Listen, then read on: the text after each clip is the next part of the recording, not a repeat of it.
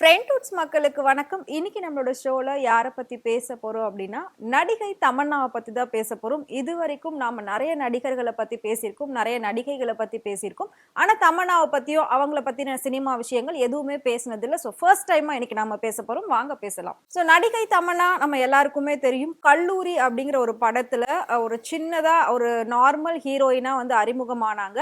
அதுக்கப்புறம் இப்போ வந்து பாத்தீங்கன்னா டாப் 10 ஹீரோயின்ஸ்ல அவங்களும் ஒருத்தர் அப்படின்னு சொல்லலாம். ஸோ தமிழ்ல நடிச்சது இல்லாம தெலுங்கு, மலையாளம், கன்னடம் இது எல்லாத்தையும் தாண்டி இப்போ பாலிவுட்ல போயிருக்காங்க. ஸோ அங்கேயுமே சூப்பரா படங்கள் பண்ணிக்கிட்டு இருக்காங்க. ஸோ அவங்களோட வேல்யூ எப்போ ஏறுச்சு அப்படின்னு பாத்தீங்கன்னா காவாலா பாட்டுக்கு அப்புறமும் அதுக்கப்புறம் அச்சோ அச்சோ ரெண்டுமே வந்துட்டு அதுவா இதுவான்னு சொல்ல முடியாது. அந்த அளவுக்கு அந்த சாங் ரிலீஸ் ஆன வித்தின் செகண்ட்ஸ் வித்தின் மினிட்ஸ்லேயே பாத்தீங்கன்னா மில்லியன் வியூஸ் போச்சு. அந்த ஸ்டெப்ஸா இருக்கட்டும் எல்லாமே பயங்கர ட்ரெண்டிங் ஆச்சு. அதுல இருந்து தமன்னாவோட மார்க்கெட் அண்ட் வேல்யூ எல்லாமே ரொம்ப எகிரிடுச்சு அப்படின்னு சொல்லலாம். சோ அவங்களோட சம்பளமும் கூடவே சேர்ந்து எகிரிடுச்சு. சோ தமன்னாவை பத்தின எல்லா விஷயமும் எல்லாருக்கும் தெரியும். ஒரு சின்ன சின்ன ஆட்ல எல்லாம் வந்தாங்க, அதுக்கப்புறம் ஒரு படம் பண்ணாங்க.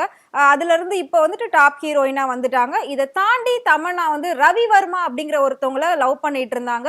சோ அந்த லவ்மே ரொம்ப நல்லா தான் போகிட்டு இருந்துச்சு. அவங்களோட லிவிங்ல எல்லாம் இருந்தாங்க. இப்போ ரீசெண்டா பாத்தீங்கன்னா அவங்களோட நியூஸ் பயங்கர ட்ரெண்டிங்கா போச்சு. என்ன அப்படின்னா தமன்னாவும் ரவி வர்மாவும் பிரேக்கப் பண்ணிக்கிட்டாங்க. இப்ப ரெண்டு பேரும் பிரிஞ்சிட்டாங்க. தமன்னா வந்துட்டு இப்ப லவ் ஃபெயிலியர்ல இருக்காங்க, ரொம்ப சேடா இருக்காங்க அப்படின்லாம் நிறைய நியூஸ் நம்ம பார்த்தோம், படிச்சோம். ஸோ இதுக்கு ரீசன் என்ன சொன்னாங்க அப்படின்னா அவங்களோட லவ்வருக்கு அவங்க நார்மலா படங்கள் பண்றது பிடிச்சிருக்கு, அதெல்லாம் ஓகே தான் சொன்னாங்க. அண்ட் அந்த காவாலா பாட்டும் அச்சோ அச்சோ பாட்டுமே பாத்தீங்கன்னா அவங்களோட ட்ரெஸ்ஸிங்ஸ் பயங்கர கிளாமரா இருக்கும். ஸோ அவங்களுக்கு அந்த ட்ரெஸ்ஸிங் வந்து ஆக்வர்டா தெரியல. ஏன்னா அவங்களோட பாடி லாங்குவேஜ் பாத்தீங்கன்னா ரொம்ப ஸ்லிம்மா நீட்டா அழகா இருக்கும். அதனால அது வந்து ரொம்ப கிளாமரா தெரியல. பட் அந்த ட்ரெஸ் வந்து ரொம்ப கிளாமரா இருந்ததுனால அந்த பாட்டுல பண்ணக்கூடாதுன்னு அவர் சொன்னதாகவும், ஆனா இவங்க மறுத்து அந்த பாட்டை நான் பண்ணுவேன்னு சொல்லி பண்ணுனதுனால இப்போ ரெண்டு பேரும் பிரேக்கப் பண்ணிக்கிட்டாங்க அப்படின்ற மாதிரியான நியூஸ் வந்து வெளியாச்சு. சரி இதெல்லாம் ஒரு பக்கம் இருக்கட்டும், இதெல்லாம் சோசியல் மீடியால நிறைய வந்துருச்சு, நாங்க பார்த்துட்டோம்.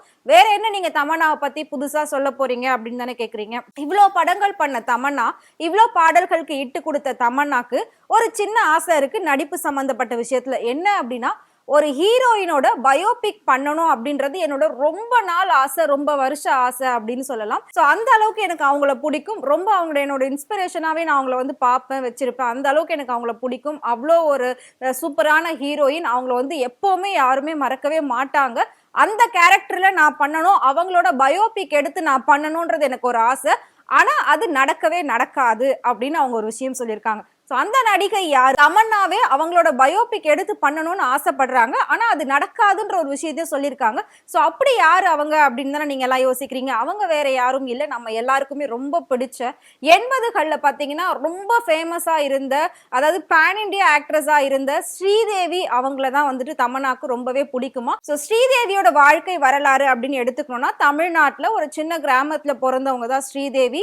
ஃபைனலா பாத்தீங்கன்னா பாலிவுட்ல பெரிய ரேஞ்சில் வந்து பேசப்படுற அளவுக்கு அவங்களோட ஆக்டிங் எல்லாமே இருந்துச்சு. அந்த அளவுக்கு அவங்க சக்சஸ்ஃபுல்லா வந்தாங்க. ஆல்ரெடி நம்ம கமல் சார் மாதிரி அவங்களுமே சின்ன குழந்தையில இருந்தே வந்து படங்கள் நடிச்சுக்கிட்டு இருக்காங்க. அவங்களோட ஹீரோயினா பண்ண ஃபர்ஸ்ட் படம் என்ன அப்படின்னா 16 வயதினிலே. இது நம்ம எல்லாருக்குமே தெரியும். அவ்வளோ ஒரு அழகா இருப்பாங்க. மூக்கு மூலியமா ஒரு பொண்ணு இருக்கணும்னு சொல்லுவாங்க. அதுக்கு எடுத்துக்காட்டா ஸ்ரீதேவியை சொல்லுவாங்க.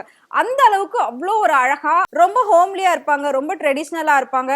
அப்படி இன்னொரு டைம் பார்த்தோம், இன்னொரு சைட்ல பார்த்தோம் அப்படின்னா ரொம்ப மாடர்னாவும் வெஸ்டர்ன் கல்ச்சருக்குமே அவங்க வந்து சூட் ஆவாங்க. ஸோ எல்லா விதத்திலுமே ஒத்து போகக்கூடிய ஒரு ஹீரோயின் வந்து ஸ்ரீதேவி தான். ஸோ அவங்களோட பயோபிக் எடுத்து பண்ணணும்னு ஆசை. ஏன்னா அவங்க சின்ன வயசுல இருந்து தமிழ்நாட்டுல பிறந்து இந்த அளவுக்கு சக்சஸ்ஃபுல்லா வந்திருந்தாங்க.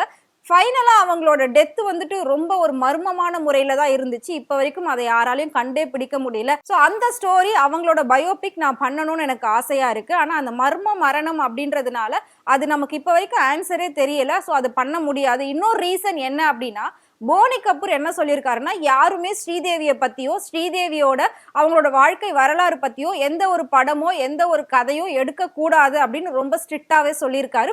இதே மாதிரி இதுக்கு முன்னாடி பிரியா வாரியர்னு ஒருத்தவங்க பாலிவுட்ல ஸ்ரீதேவி பங்களா அப்படின்ற மாதிரி ஏதோ ஒரு ஸ்டோரி சம் சாங் ஏதோ பண்ணியிருந்திருக்காங்க. ஸோ அதுக்குமே அவர் வந்துட்டு அகைன்ஸ்டா பேசியிருக்காரு, நிறைய விஷயம் அவங்களுக்கு பண்ணியிருக்காரு. அப்படி இருக்கிறப்ப அந்த ஹீரோயினோட மொத்த சான்ஸுமே போய் அவங்க இப்போ மார்க்கெட்டே இல்லாம இருக்கிற இடமே தெரியாம அவங்க போயிட்டாங்க. ஸோ அதே மாதிரி வந்து வந்து நமக்கும் நடக்கிறதுக்கான வாய்ப்புகள் உண்டு. அதனால ஸ்ரீதேவி பயோபிக் பண்ணணும்னு எனக்கு ஆசை. பட் பண்றதுக்கான வாய்ப்பே இல்ல அப்படின்ற மாதிரியான ஒரு விஷயத்த சொல்லியிருக்காங்க. சோ இந்த விஷயத்த பத்தி நீங்க என்ன நினைக்கிறீங்க? மறக்காம கமெண்ட் பாக்ஸ்ல கமெண்ட் பண்ணுங்க. சினிமால நடக்கக்கூடிய நிறைய இன்ட்ரெஸ்டிங்கான விஷயங்கள், நிறைய புதுமையான விஷயங்கள நீங்க தெரிஞ்சுக்கணும் அப்படின்னு நினைச்சீங்கன்னா, மறக்காம ஃப்ரெண்ட் டூட் சேனலை ஃபாலோ பண்ணிக்கோங்க.